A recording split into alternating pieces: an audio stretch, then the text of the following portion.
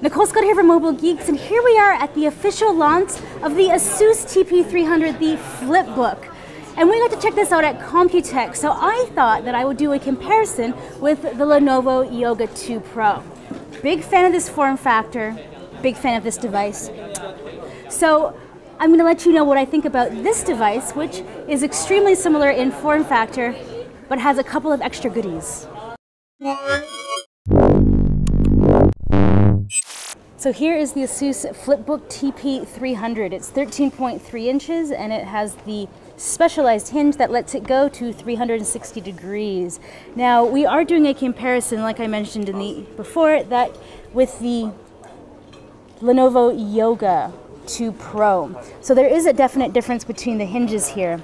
So you can see that this is the hinge all the way across, whereas Lenovo's opted for just the single hinge. Now the biggest difference between the hinges are when I pull this one forward, right, and you can see this going around, it's a single hinge, right, because it's a single movement. Whereas if you take a closer look at what's going on with the Lenovo, it's actually a dual hinge system. So if you look at this, you'll see there's one hinge here. You flip this around, and if you keep going, you'll see the second hinge activate there. So, oh, there it goes. Then we have the second hinge down here. So now ASUS is claiming that this is making a much smoother experience when you're opening it up, which is true because you don't have the two movements to deal with. But at the same time, I have to wonder, is that less sturdy or more sturdy? I don't know. There's not really a playbook for comparison right now because these are both so new. But if we keep on going, we pull this around, it's a heavier beast. This is 1.75 kilos, whereas this is 1.4. So when you're kind of manipulating it, you'll see there's a bit more weight and a bit more heft. It's a lot more difficult to control. But the keyboard it's beautiful, actually. ASUS has done a really great job with this keyboard. It's not backlit, but you can see the travel on the keys is actually pretty deep. Now let's give that a bit of a press. It does have a bit of a bounce on it, which is unfortunate to see. So if you are used to, say, the keyboard on the Lenovo, and Lenovo makes some of the best keyboards. Oh, there's a little bit of flex there barely. That's one of the keys moving.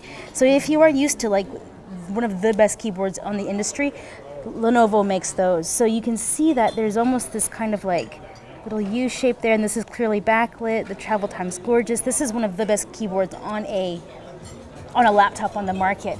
Now the ASUS, you don't have any kind of special curving on the keys for touch typing, but you still have a very good keyboard. Now, oh, I almost knocked over that water. That could have been an exciting review. So now if we put the trackpads up against each other, you can see that this is smaller than what we have on the ASUS. Now the trackpad's incredibly important when it comes to a laptop.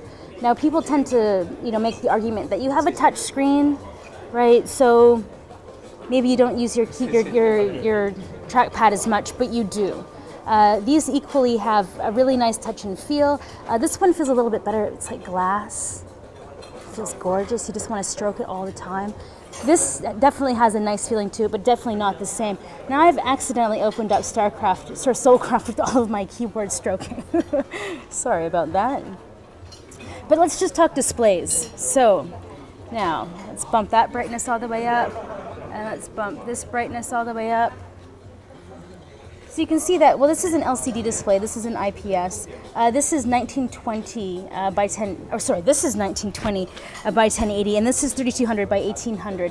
Now, if you have seen my review of the Yoga, one of the things that I did note is that the scaling on Windows 8.1 isn't quite there yet. So I prefer a 1920 display on my laptops anyways, so I wouldn't take that as a negative. Now, one of the other things that you'll notice when we close these up is this has been abused. It's been on the road with me, many different trade shows, no case. It's beat up. But at the same time, this is like September I got this. This is a pre-production unit. And laptops usually don't last longer than 6 months with me. Now, I've had this for 5 minutes and it looks almost as bad. And that's just because the coating on the lid of this device is very, very much prone to fingerprints. So if we take a look at the thickness of the device, we have 22 millimeters here and 15.5 down here, so totally in a different class. As well, you can see the aesthetic design that Lenovo has put in, and this is more just like a straight laptop with the option of having a hinge. So taking a walk around the ASUS, we have the headphone jack, we have 2 USB 3 and HDMI port, and there's the power unit. Over here we have the headphone jack. Oh, sorry, that's not the headphone jack, that is the anti-rotation lock. Up here we have the power button, which is admittedly kind of hard to find. Then we have the volume rocker up here. Here's the headphone jack, and then we have a USB 2 that is capable of charging. So if we take a look around the back, you can see the difference in the hinge. I mean, both of these, my arm's getting tired holding them up. But the hinges, this is going to be one of my main concerns with the ASUS. So the reason why Lenovo went with the double hinge system, so there's a hinge here and a hinge here, whereas ASUS just has a singular hinge here. Lenovo said that it's to maintain the tension on the screen.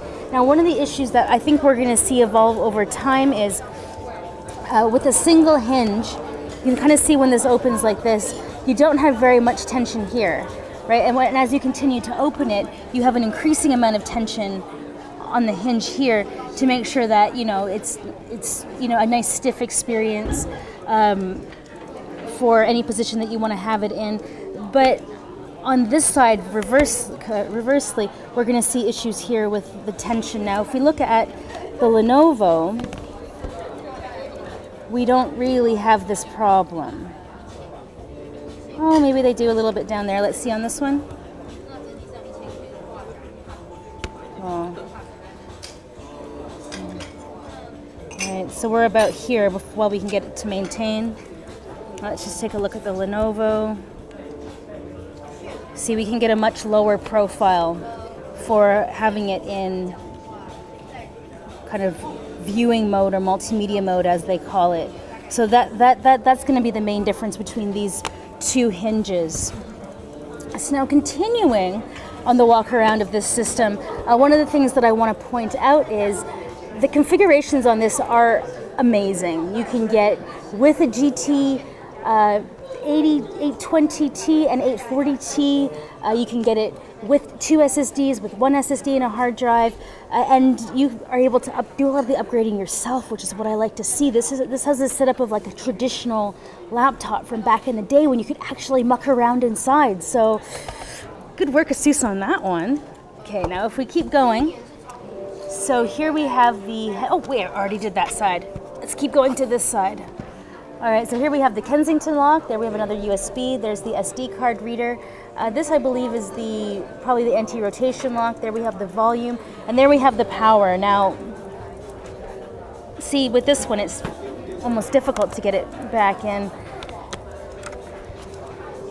So now, just purely taking a look at the profile of both of these machines, you can see that the Lenovo is clearly in a design class of its own. The price point on this is about $1,000, $1,100. The price point on this is about $1,000, $1,100. Now, the questions that we're going to be asking are, what's the difference in configuration, right? Because if you're getting a NVIDIA graphics card on board there, then, well, that's why this is thicker.